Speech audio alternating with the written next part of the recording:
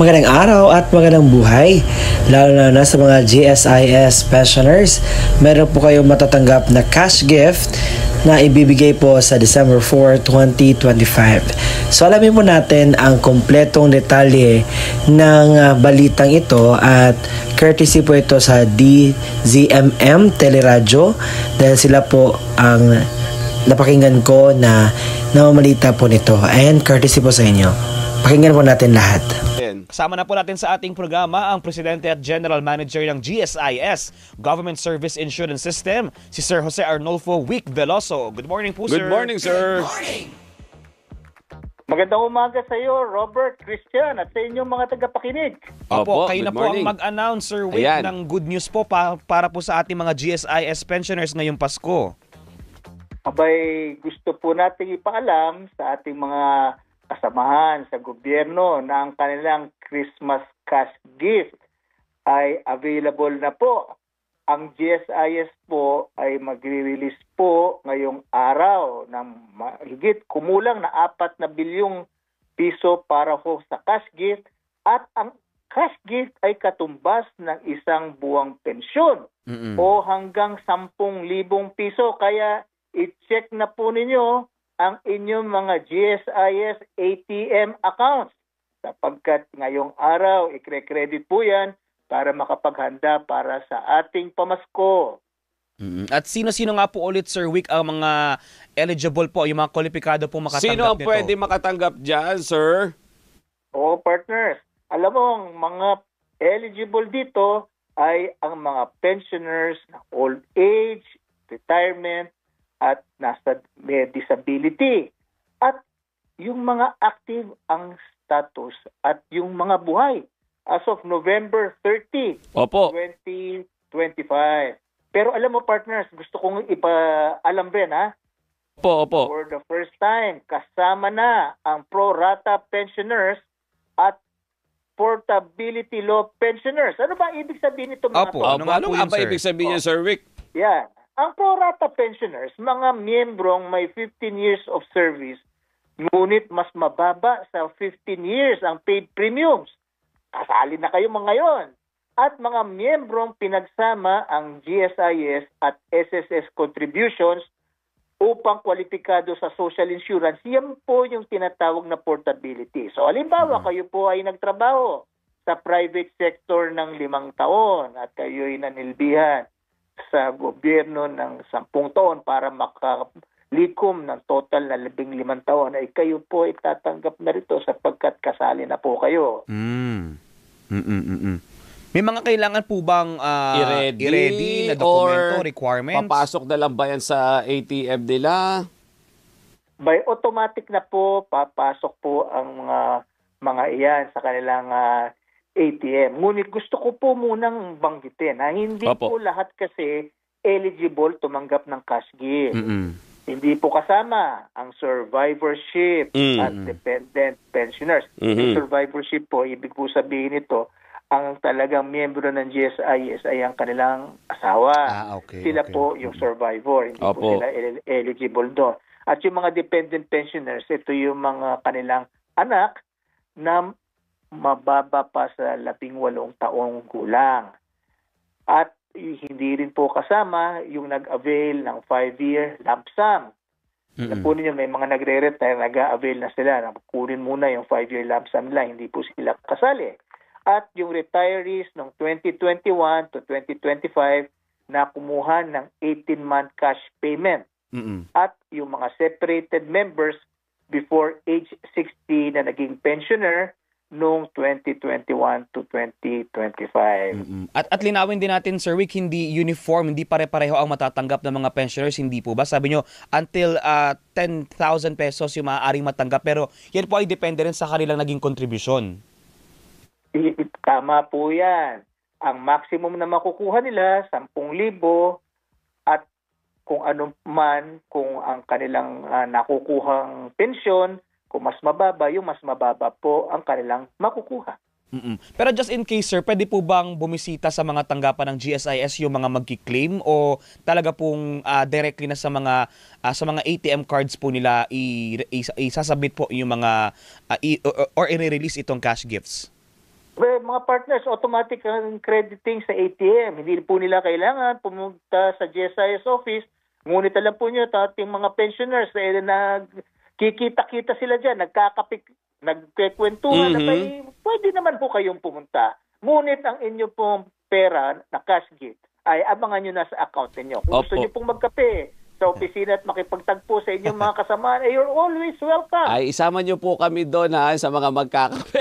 Sir Vic, ang tanong You're pa. always welcome. Opo, ang tanong pa natin, syempre mayroon tayo Christmas cash gift na pinag-uusapan. Yun naman pong regular na pension nila, yung monthly pension nila for the month of December, sabay po ba nila makukuha or ibang date po ito? Napakagandang katanungan niya. Total, narito na rin ang ating pinag-uusapan. Nais po nating ibahagi sa kanilang lahat na i-credit po ang inyong December 2025 monthly pension ngayong 5 ng Desyembre. Bukas na. po yan. Bukas na po yan. So yung magpe-pensyon at magkakaroon ng cash gift, abay, pumunta na po sa inyong mga inaanak. Akala ko sa grocery na eh. Opo. Paano naman sir yung tanong din na kung halimbawa dahil nga po i-release siya sa mga ATM card, paano kung halimbawa nagpalit po ng card oo or biglang nga, no. nagkaroon po ng problema sa kanyang account sa bangko?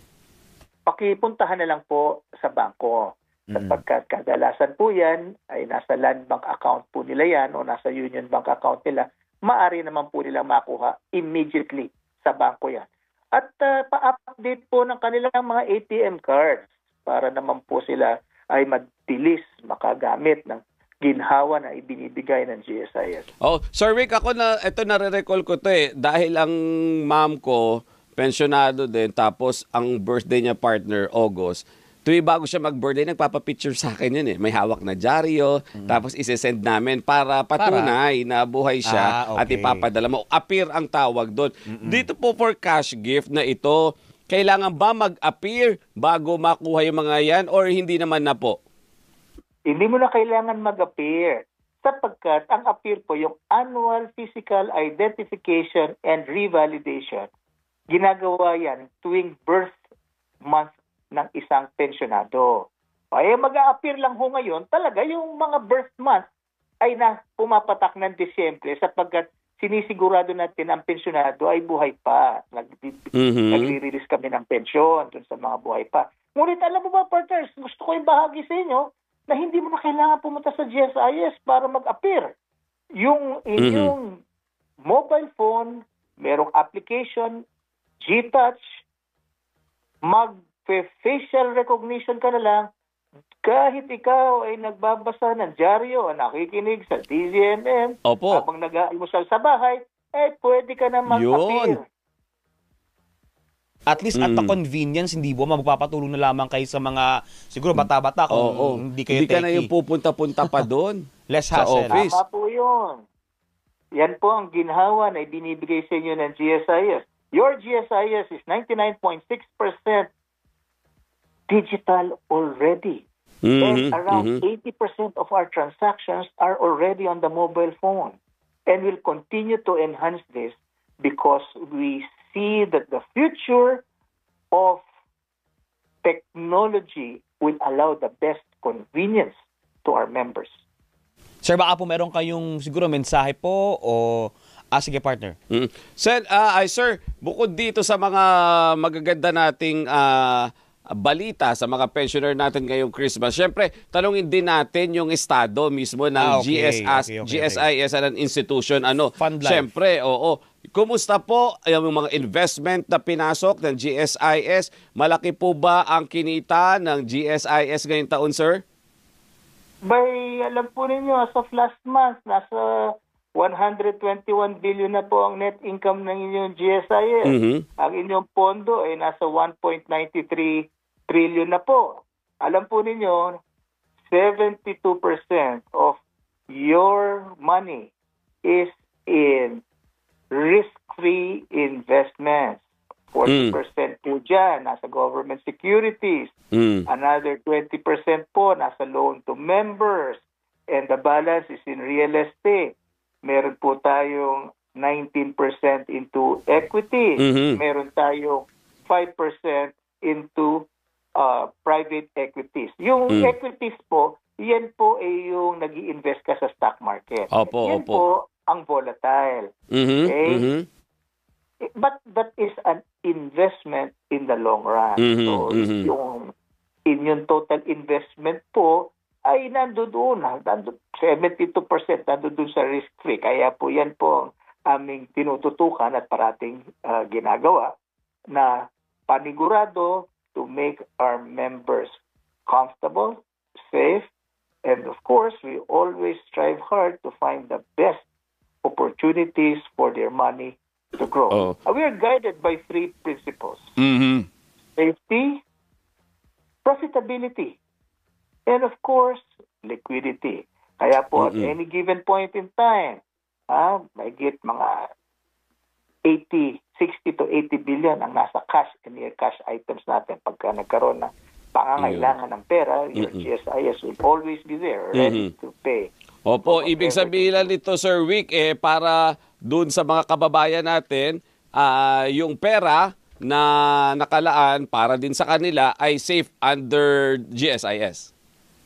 Very safe po ang kanilang mga pera. At tayo po ay continuously naghahanap na mapaglalagyan ng pera para po tayo ay mabalanse ang tinatawag na return and safety. Parati po nating top of mind yan. Okay. Sir, panghuli na lang, baka may nais kang banggitin Yes, sa mga sir. miyembro ng GSIS, your guarantee to them, at syempre, yung kinita ngayong taon, nabanggit na ninyo and looking forward tayo for next year. Yes. Ang gusto kong ibahagi sa ating mga miyembro, ang inyong mga kasamahan dito sa GSIS, continuously look for ginhawa opportunities to make our members have the best products, ease of doing business, or the processes are good, and at the same time, be able to quickly respond to their needs. So umasa po kayo na ang inyong layunin na magkaroon po ng komportableng buhay habang naninilbihan sa gobyerno, aming misyon at sinisigurado na maibigay sa inyong lahat. At Ayun. gusto ko na rin pong bumati ng maligayang Pasko sa lahat ng kawani ng gobyerno at sa inyo na rin po, partners Robert and Christian. Thank you, sir. Merry Christmas din po, ha. Merry Christmas din po, sir. Salamat po. Salamat. Maraming salamat po. Si Sir Vic Veloso, ang Presidente at General Manager ng GSIS.